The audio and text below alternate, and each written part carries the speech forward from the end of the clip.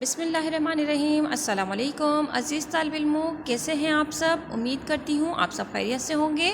میں آپ سب کو آسان اردو کی کلاس میں خوش آمدید کہتی ہوں۔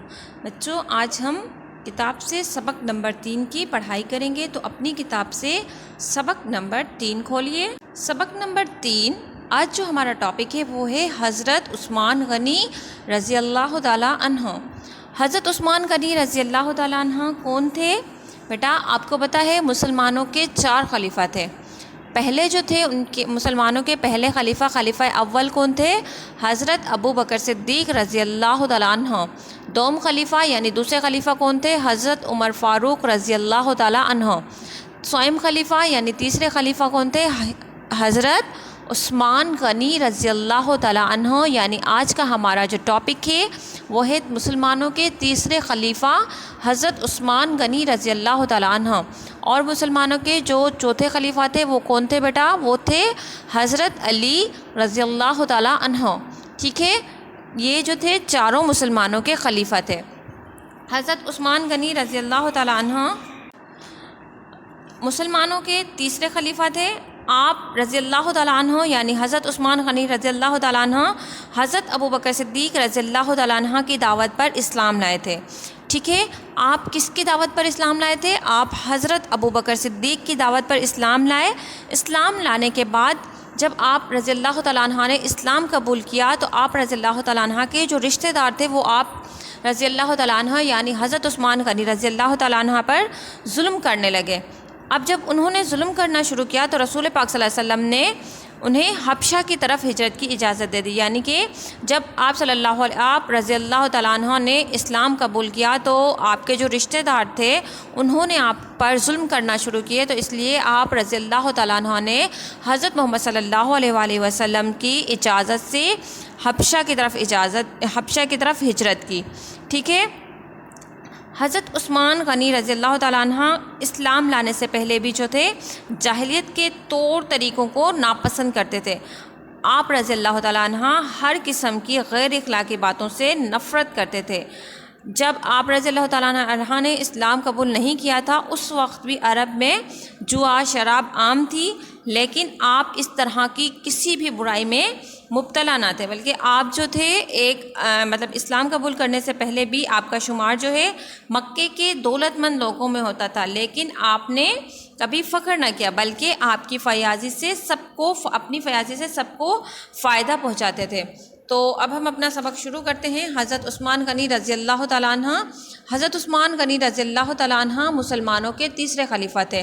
ٹھیک ہے، آپ رضی اللہ تعالیٰ عنہ کے والد کا نام یعنی کہ ان کے جو بابا تھے ان کے جو والد تھے ان کا نام کیا تھا؟ عفان تھا۔ حضرت عثمان غنی اپنے زمانے کے ان چند لوگوں میں سے تھے جو لکھنا پڑھنا جانتے تھے، یعنی کہ عرب کے ان چند لوگوں میں شمار ہوتے تھے جن کو پڑھنا لکھنا آتا تھا۔ آپ رضی اللہ تعالیٰ عنہ نے بچپن میں اونٹ چرائے جو عربوں میں بہت ضروری سمجھا جاتا تھا۔ حضرت ابو بکر صدیق رضی اللہ تعالیٰ عنہ کی دعوت پر اسلام لائے۔ اچھا، غنی کس کو کہتے ہیں؟ غنی یعنی دولت مند، جس کے پاس بہت زیادہ دولت۔ حضرت عثمان غنی بھی بہت ہی زیادہ دولت مند تھے۔ ٹھیک ہے، اسلام لانے کے بعد جب حضرت عثمان غنی اسلام لے آئے تو ان کے اپنے رشتہ دار ظلم ڈھانے لگے، انہیں کسی طرح بھی چین نہیں لینے دیتے تھے۔ چین یعنی کہ سکون، آرام۔ یہ دیکھ کر حضور نبی کریم صلی اللہ علیہ وسلم نے انہیں چند دوسرے مسلمانوں کے ساتھ حبشہ کی طرف ہجرت کی اجازت دے دی۔ ہجرت یعنی کہ ایک جگہ چھوڑ کر دوسرے جگہ جانا۔ ٹھیک ہے، حضرت عثمان غنی کو 3 فضیلتیں یعنی خاصیتیں حاصل تھیں۔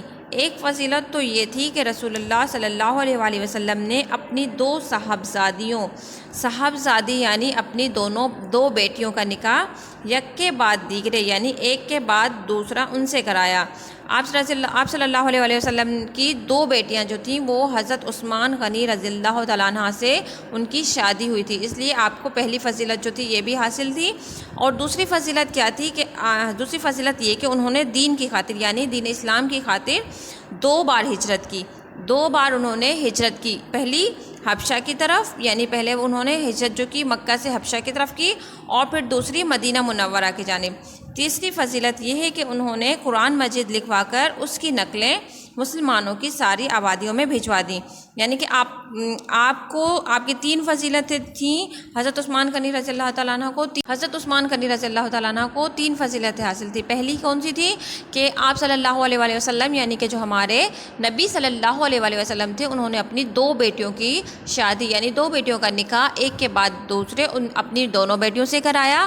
اور پھر دوسری فضیلت جو کیا تھی، آپ نے 2 بار ہجرت کی، پہلی حبشہ کی طرف اور دوسری مدینہ منورہ کی جانب۔ اور تیسری فضیلت کیا تھی آپ کی؟